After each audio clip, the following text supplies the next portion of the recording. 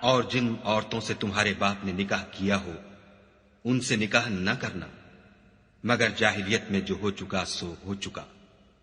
یہ نہایت بے حیائی اور خدا کی ناخوشی کی بات تھی اور بہت برا دستور تھا۔ تم پر تمہاری مائیں اور بیٹیاں اور بہنیں اور پھوپھیاں اور خالائیں اور بھتیجیاں اور بھانجیاں اور وہ مائیں جنہوں نے تم کو دودھ پلایا ہو اور رضائی بہنیں اور ساسیں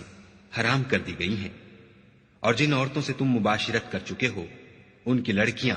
جنہیں تم پرورش کرتے ہو وہ بھی تم پر حرام ہیں۔ ہاں اگر ان کے ساتھ تم نے مباشرت نہ کی ہو تو ان کی لڑکیوں کے ساتھ نکاح کر لینے میں تم پر کچھ گناہ نہیں۔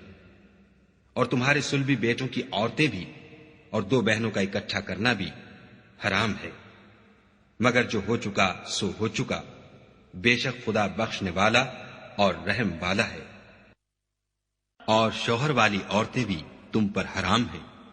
مگر وہ جو اسیر ہو کر لونڈیوں کے طور پر تمہارے قبضے میں آ جائیں۔ یہ حکم خدا نے تم کو لکھ دیا ہے، اور ان محرمات کے سوا اور عورتیں تم کو حلال ہیں، اس طرح سے کہ مال خرچ کر کے ان سے نکاح کر لو، بشرطے کہ نکاح سے مقصود عفت قائم رکھنا ہو، نہ شہوت رانی۔ تو جن عورتوں سے تم فائدہ حاصل کرو ان کا مہر جو مقرر کیا ہو ادا کر دو، اور اگر مقرر کرنے کے بعد آپس کی رضامندی سے مہر میں کمی بیشی کر لو تو تم پر کچھ گناہ نہیں، بے شک خدا سب کچھ جاننے والا اور حکمت والا ہے۔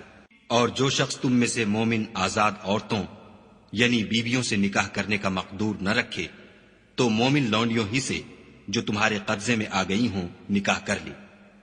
اور خدا تمہارے ایمان کو اچھی طرح جانتا ہے۔ تم آپس میں ایک دوسرے کے ہم جنس ہو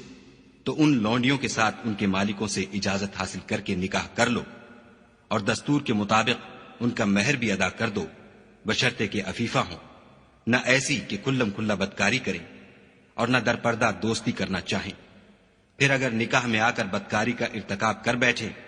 تو جو سزا آزاد عورتوں یعنی بیویوں کے لیے ہے اس کی آدھی ان کو دی جائے۔ یہ لونڈی کے ساتھ نکاح کرنے کی اجازت اس شخص کو ہے جسے گناہ کر بیٹھنے کا اندیشہ ہو، اور اگر صبر کرو تو یہ تمہارے لیے بہت اچھا ہے، اور خدا بخشنے والا مہربان ہے۔